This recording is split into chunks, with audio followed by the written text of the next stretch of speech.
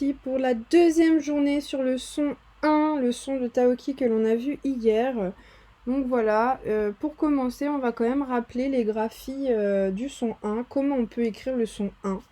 Alors, on a le son 1 qui s'écrit UN, comme dans le mot lundi. Nous avons aussi IN, comme dans un poussin, qui devient IM lorsque l'on a un M, un B ou un P juste après. Donc je remets la fiche repère du poussin.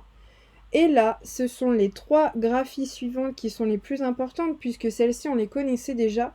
Nous avons vu hier AIN comme dans la main, AIM comme dans la fin, EIN comme dans le peintre. Voilà, donc ça fait 6 écritures en tout du son 1, mais on va vraiment s'attaquer à ces trois graphies qui sont sur la droite.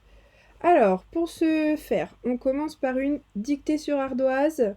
Je vous laisse la prendre tranquillement. Mettez pause si vous avez besoin d'un peu de temps de préparation. Comme d'habitude, je vous affiche les mots repères pour vous aider, d'accord ? Et ça va vous être très utile puisque à chaque fois, je vous dirai dans quel mot repère on a besoin de quelle graphie pour écrire le mot. Donc, c'est parti. Dictée de mots, premier mot, la fin. Et là, c'est comme c'est écrit dans un mot repère. Je vous laisse le trouver. Je vous donne pas la réponse. Vous m'écrivez sur l'ardoise la fin.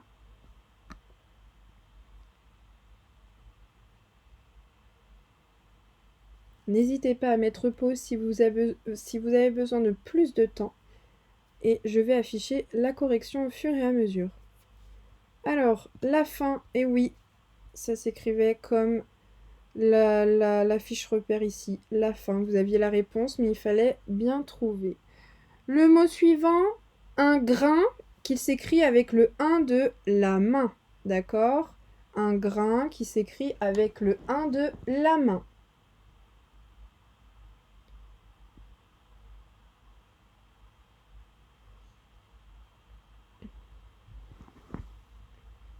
Je mets la correction. Un grain avec le gr, G-R, un son complexe que l'on a vu un petit peu avant le confinement. Mot suivant, il peint avec le 1 de peintre, il peint. Et attention, il y a une lettre muette à la fin. Regardez bien comment on écrit le peintre, ça va vous aider. Il peint avec le 1 de peintre.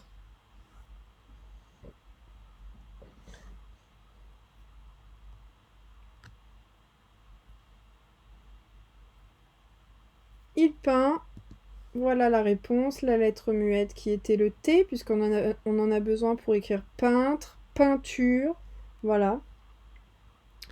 Mot suivant, deux mains avec le 1 de la main.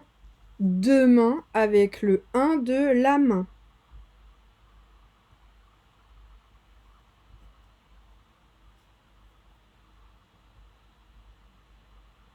Hop, voilà la réponse. Deux mains, il suffisait juste de coller le petit mot de au mot main.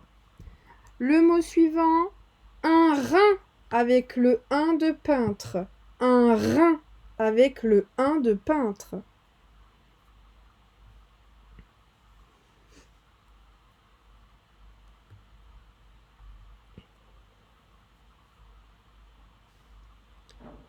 Je vous mets la réponse. Un rein, il suffisait de rajouter le R devant le son 1 de peintre.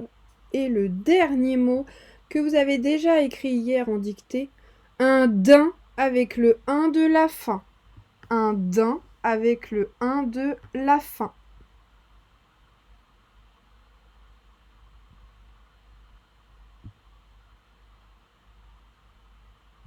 Et je mets la réponse. Voilà, il suffisait de rajouter un D devant le son 1 de la fin. J'espère que ça a été pour cette dictée, que vous avez fait de votre mieux. Et nous allons passer à la suite. Vous avez besoin de votre manuel page 109 pour faire la lecture des phrases. Alors, vous en avez deux. Une qui est dite facile et une qui est dite un peu plus compliquée, mais tous ensemble, je sais que nous pouvons le faire. la première chose à faire est d'identifier le son 1. D'accord? Donc, hop, je prends mon petit surligneur et dans la phrase, nous allons identifier le son 1. Nous l'avons ici, nous l'avons ici et ici. D'accord? Donc, quand vous voyez le trait jaune, ça veut dire que vous devez dire 1. Je vous laisse un petit temps pour les lire tout seul. Et vous mettez pause et après, moi, je ferai la lecture avec vous. Alors, j'espère que vous avez réussi à lire tout seul les 2 phrases.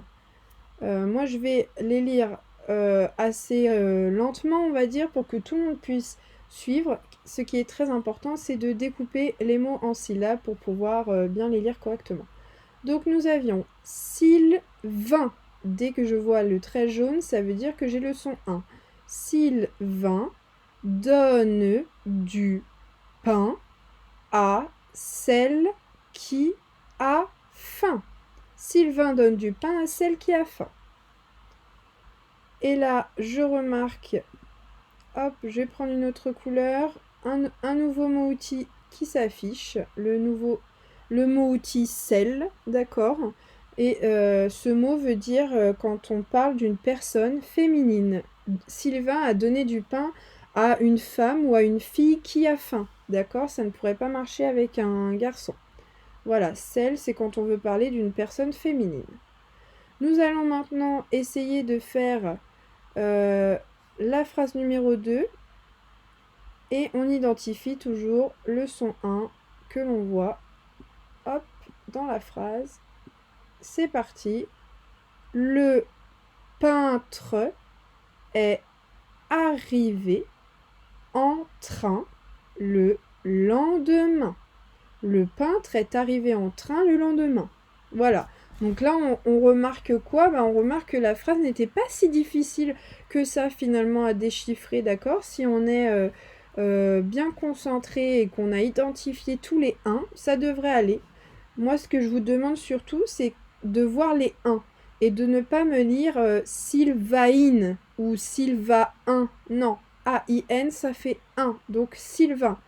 On ne dit pas du pain ou du pain, on dit du pain. Voilà, ça c'est très important, c'est d'identifier le son 1. Alors, hop, je vais supprimer tout ce que j'ai écrit et on va parler du mot outil.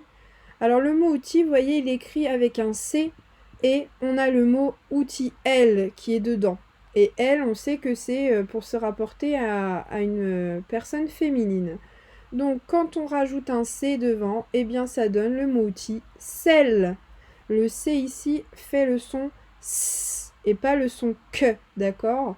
C'est celle. Voilà. Donc, ça, c'est très important de s'en souvenir. Nous allons passer à l'exercice numéro 8 de votre fichier, page 17. Alors, très important, on lit la consigne une fois, 2 fois si nécessaire. Si vous n'avez pas compris l'exercice vraiment en lisant la consigne, eh bien, vous demandez à un adulte. Moi, je peux vous donner quelques conseils. Alors, relis les groupes de mots pour faire des phrases, puis écris-les. C'est un exercice que l'on a déjà fait dans le fichier, mais pour vous aider, on lit d'abord un groupe de mots. Ça, c'est un groupe de mots, d'accord? Tout ça, c'est un groupe de mots. On le lit et on va essayer de le coller avec soit ce groupe de mots-là, soit celui-là, d'accord? C'est comme s'il y avait, hop, mon crayon, c'est comme s'il y avait des colonnes, hop, et il faut choisir. Alors, celui-là, est-ce que je le mets plutôt avec ça ou avec ça? Alors, on regarde si ça veut dire quelque chose. Un essaim d'abeilles a donné. D'accord? Ou alors, un essaim d'abeilles est accroché. Donc là, c'est à vous de voir ce qui est le mieux. Et puis, pour être sûr, il faut lire la 3e partie. Un essaim d'abeilles a donné sous le toit. Est-ce que ça veut dire quelque chose? Un essaim d'abeilles est accroché sous le toit. D'accord? C'est à vous de voir. Je vous laisse le faire tranquillement. Vous mettez pause surtout. Et une fois que vous avez fini, vous remettez play car je vous afficherai la correction. voici la correction. J'espère que ça a été pour cet exercice. Je vous avais donné une petite technique. On n'oublie pas, une phrase commence par une majuscule, se termine par un point et surtout a un sens. C'est à ça que sert cet exercice-là, hein. C'est vous montrer que des phrases ont un sens. Il fallait que votre phrase veuille dire quelque chose. Si vous m'avez écrit Romain est accroché un coup de frein, ça ne veut rien dire, donc vous n'avez pas compris l'exercice. Voilà, vous pouvez mettre pause pour la correction, regardez si vous avez eu bon, si vous avez eu faux. Si vous avez eu faux, ce n'est pas grave, on va s'entraîner. On a encore plein de temps pour ça, mais le mieux, c'est vraiment d'être concentré dans l'exercice. Alors, on passe à la suite qui est de lire l'histoire de Taoki. Elle est aussi dans votre manuel page 109. Donc vous pouvez prendre le manuel ou rester sur l'ordinateur. À savoir, je vais vous montrer des petites choses. Alors, j'ai affiché à nouveau, pardon, l'image qui est présente de la scène, d'accord? Et puis, vous avez ici le texte de Taoki, l'histoire de Taoki, avec, on n'oublie pas le petit mot outil, celle que l'on va retrouver ici en gras, d'accord? Donc, vous pouvez mettre pause pour lire l'histoire tout seul. Si vous avez besoin d'aide, vous demandez à vos parents. Quand vous rappuierez sur le bouton, moi, je vais lire l'histoire pour que vraiment tout le monde puisse comprendre, puisque je vais mettre le ton, d'accord? Ça va vraiment vous mettre dans l'ambiance de l'histoire. On y va. Le lendemain matin, les 3 copains partent voir la grande statue. C'est l'un des monuments les plus connus au monde. Elle est située au sud de Manhattan. Lily discute avec un groupe de touristes. Leur guide est américain. Il raconte à Lily que la statue est le symbole des États-Unis. Lors de mon prochain séjour à Paris, dit Hugo, j'irai voir sa copie près de la tour Eiffel, au bord de la Seine. Elle est plus petite que celle d'ici, n'est-ce pas, Taoki? Debout sur un banc, Taoki imite la statue, une fausse flamme à la main. Donc, vous avez vu, j'ai lu le texte. J'ai mis avec ma petite flèche, j'ai suivi en fait la lecture. J'espère que vous avez fait de même sur votre fichier jaune avec votre doigt quand je dis il faut suivre, c'est très important. J'ai mis l'intonation, vous avez vu, je n'ai pas lu bêtement. Le lendemain matin, les 3 copains partent voir la grande statue. Non, j'ai mis du ton pour donner vie à l'histoire. C'est très important, c'est comme ça qu'on aime la lecture, c'est comme ça que l'on comprend la lecture. D'accord ? Et voilà, si vous avez besoin de relire tranquillement pour fluidifier votre lecture, vous pouvez recommencer à lire, il n'y a aucun problème. Et puis, nous allons passer un petit peu à la compréhension du texte, mais avant ça, j'ai des petites images à vous montrer. Parce que là où sont partis nos personnages, eh bien, ça existe en vrai, d'accord ? Donc là, regardez, nous avons un dessin. C'est une personne qui a dessiné les personnages, la statue de la liberté, au fond, on voit les immeubles, etc. C'est un dessin. Moi, je vais vous montrer des photos qui ont été prises par quelqu'un pour vous montrer que ça existe en vrai. Alors regardez, ici nous avons la statue de la liberté qui a été prise en photo. Donc on voit, hein, si je reviens en arrière, qu'elle ressemble beaucoup au dessin qui a été fait dans la scène. Mais voilà, ça vous permet de la voir en vrai. La couleur est un peu différente. Là, elle vire au bleu-vert, alors que sur la scène dans le manuel, elle est grise. Puisque souvent, on a l'habitude de dessiner les statues en gris. Par rapport à la matière dont elles sont faites, en pierre ou autre chose. Là, effectivement, les couleurs sont différentes. C'est un bleu-vert, mais on voit qu'elle ressemble très bien au dessin, hein. Et puis regardez, là, c'est une photo qui a été prise par un drone. Donc c'est un drone dans les airs qui s'est mis au-dessus de l'île de Manhattan et qui nous montre la statue entourée d'eau avec un peu de verdure, comme si on était sur la scène du dessin de Taoki. Si on continue, je vous montre du coup des détails de la statue. Donc on en avait parlé. Nous avons la flamme, d'accord, qu'elle tient dans sa main droite. Nous avons la couronne avec son visage et le regard au loin qu'elle a. Et enfin, une tablette qu'elle tient. Une tablette, c'est comme... Alors, c'est pas une tablette que vous avez pour jouer. On appelait ça avant parce que ça servait à écrire des choses, d'accord? Ça serait comme un carnet de notes. Mais avant, on écrivait sur des tablettes en pierre. Donc voilà, elle a une tablette dans la main.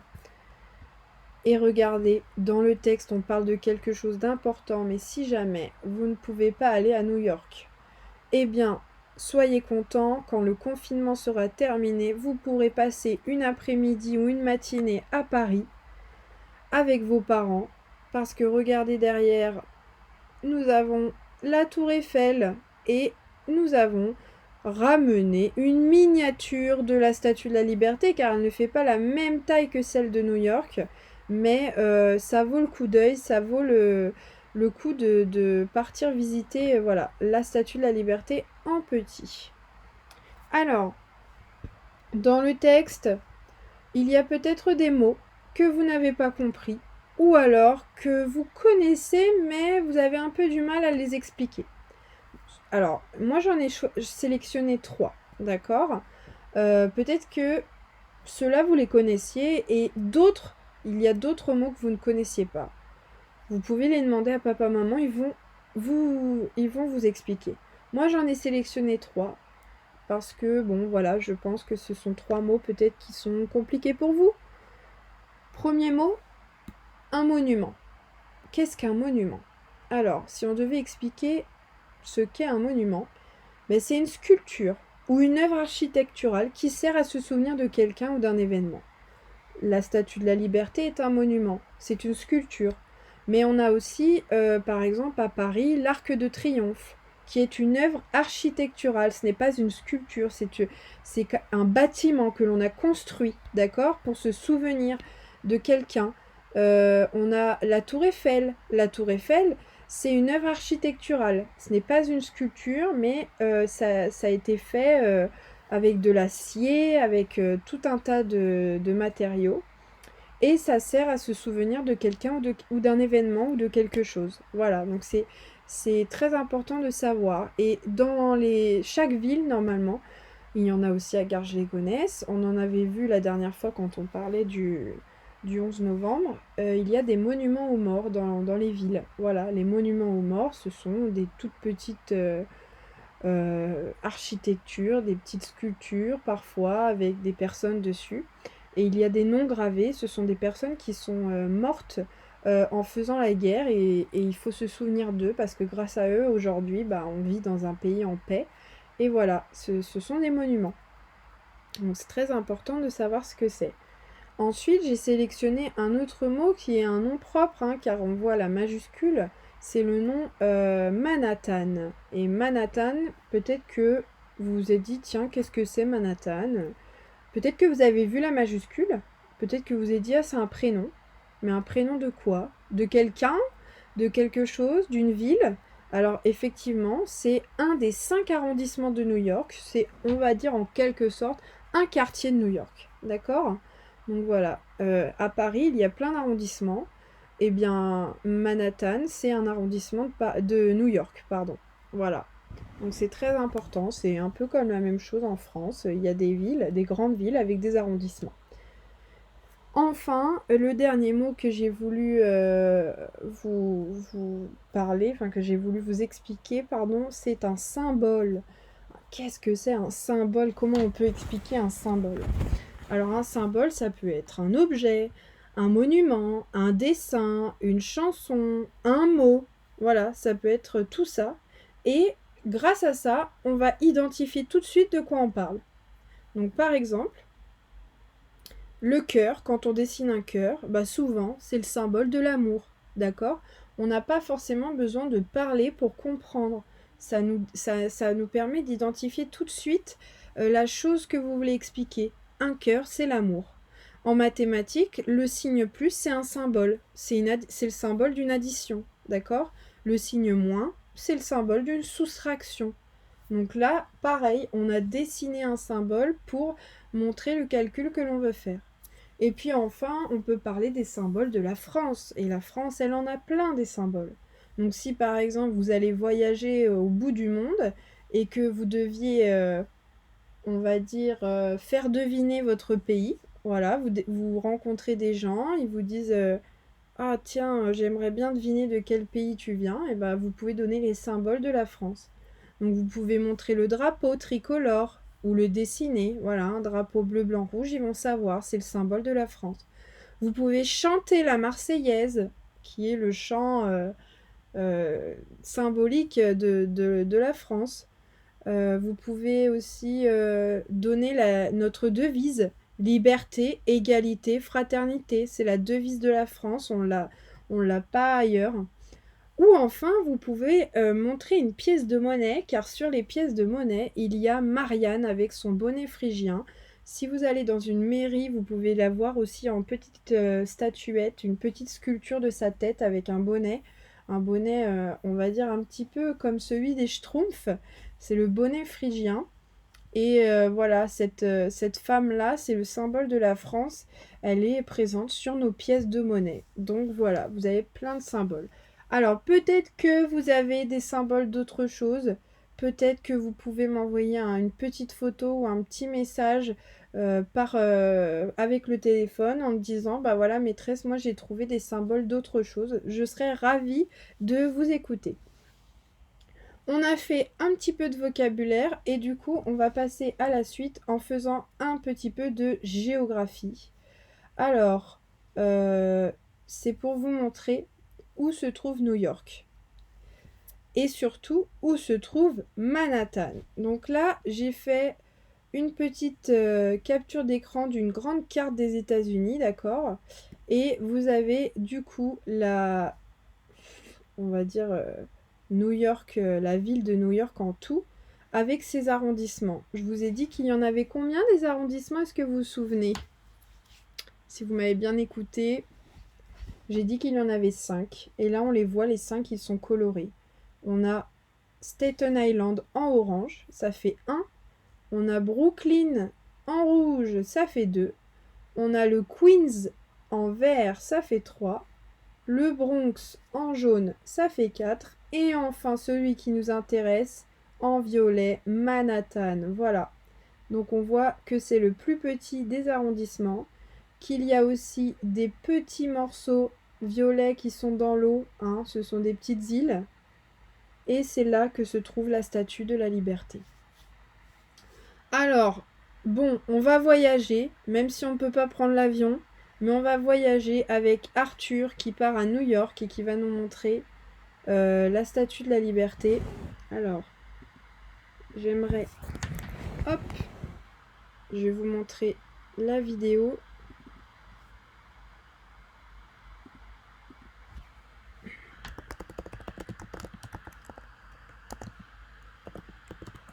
Hop!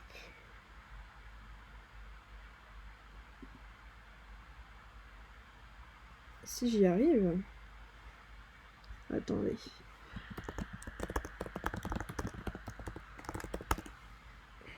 Voilà. Parce que ça ne marche pas sur mon diapo. C'est parti!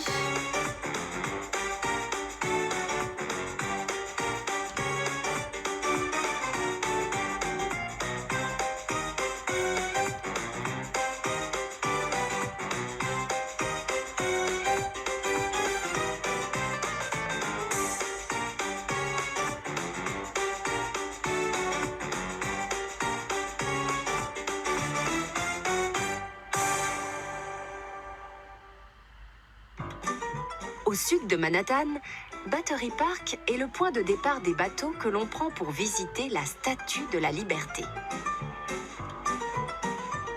Bonjour, je peux vous donner la main? Allez, check! Elle est marrante, cette statue. Elle bouge tout le temps. Vous pourriez me prêter la torche? Moi aussi, je peux la porter. Allez, au revoir! Symbole de New York et des États-Unis, la Statue de la Liberté se trouve sur une petite île, Liberty Island, située à l'entrée du port de New York. C'est la première image que les immigrants qui arrivaient en bateau apercevaient de la ville. Bonjour, la statue de la liberté. Les touristes sont nombreux à débarquer sur l'île pour voir de près cette statue offerte par la France aux États-Unis.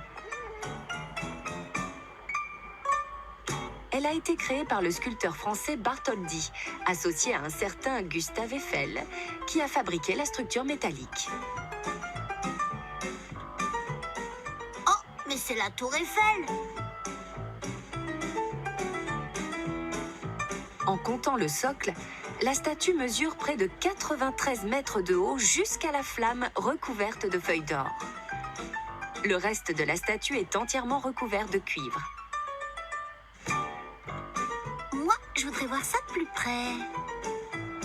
Oh là, il y a des télescopes. Je vais pas y arriver. Voyons voir. Ah, là, ils ont prévu quelque chose pour les enfants. Voilà. De sa couronne, qui évoque les continents, à la tablette qu'elle tient dans sa main gauche et qui représente la loi, la statue est remplie de symboles. Elle est elle-même, depuis son inauguration en 1886, le symbole de la liberté. À quelques minutes de bateau, une autre île était jadis le centre d'accueil de tous les immigrants qui franchissaient le détroit de Narrows et arrivaient d'Europe après avoir traversé l'océan Atlantique. Sur Ellis Island, les nouveaux arrivants devaient passer des tests et subir une visite médicale avant de pouvoir rejoindre New York et le rêve américain.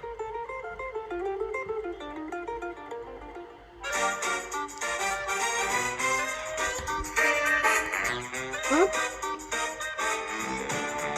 Alors voilà, vous avez plein de vidéos qui sont très sympathiques et vous pouvez vous abonner à la page sur YouTube Arthur autour du monde et vous verrez, il part partout aux États-Unis. Ça peut être très sympathique de voir certaines choses. Alors, on continue notre diaporama. On est bientôt à la fin, les enfants. Courage. Alors, on va passer du coup à l'exercice numéro 9. Et puis, il y a le 10 et le 11. Alors, il y a une petite étoile. Vous savez que vous n'êtes pas obligé de le faire. Ceux qui ont envie peuvent le faire. Sinon, le 9 suffira et ce sera la fin. Alors, il faut compléter les phrases avec les mots suivants. Les mots, vous les voyez. Hop, je vais prendre plutôt mon surligneur. Ils sont ici, les mots. D'accord? Parce qu'à chaque fois, vous me dites, je les vois pas. Donc ici, ils sont... Oups, je vais un peu trop loin. Ils sont ici, les mots. D'accord? Donc, il va falloir les placer au bon endroit dans la phrase. Donc, pour ça, il faut lire la phrase, la comprendre, d'accord? Et avoir un petit peu de logique, d'accord? De se dire, ah bah tiens, ça ne veut rien dire. Ou ça, au contraire, bah, à mon avis, je pense que c'est ce mot-là. Et n'oubliez pas de barrer les mots quand vous les avez écrits. Comme ça, ça vous évite de les réécrire 2 fois. Je vous laisse faire pause pour cet exercice. Et je mets une correction des 3 exercices. Comme ça, ceux qui n'ont pas fait le 10 et le 11, ça va vous permettre de voir un petit peu ce qui était attendu. Mettez pause, on se revoit pour la correction. Voici la correction des exercices. Donc voilà, il suffisait juste de compléter les phrases, compléter les trous, d'accord? Donc je ne vais pas en expliquer plus. Vous regardez la correction, voir si vous êtes trompé ou pas. Pour l'exercice numéro 10, il fallait répondre aux questions et pour ça, il fallait écrire de belles phrases. Alors, moi, je trouve que mes phrases ne sont pas trop longues, mais vous pouviez faire un peu plus court si vous vouliez. Mais il ne faut pas oublier la majuscule au début et le point à la fin. Donc, que partent voir nos amis? Nos amis partent voir la statue de la liberté. Vous voyez, il n'y a rien de compliqué, il suffit juste de recopier ce que l'on avait dans l'histoire de Taoki. Dans quelle ville se trouve ce monument? Ce monument se trouve sur l'île de Manhattan. Alors vous pouviez aussi faire cet exercice à l'oral. Hein. Papa ou maman pose la question et vous répondez. Et puis vous voyez si avec la correction vous aviez eu la bonne réponse. Et enfin, 11, écrit quelques phrases pour décrire l'image. Alors vous aviez tout un tas de possibilités, hein, des choses qui pouvaient vous sembler plus pertinentes que moi. Mais moi j'ai écrit 3 phrases. Hugo et Lily sont sur un bateau. Voilà. Taoki vole au-dessus d'eux. On voit la statue de la liberté au loin. Voilà, j'ai choisi mes 3 phrases. Peut-être que vous en avez fait d'autres. Peut-être que vous avez fait l'exercice à l'oral aussi, ça peut être sympathique. Donc voilà, on a terminé cette séance et on n'oublie pas de coller la fiche son dans le cahier jaune et surtout de la lire. Voilà, la séance est terminée.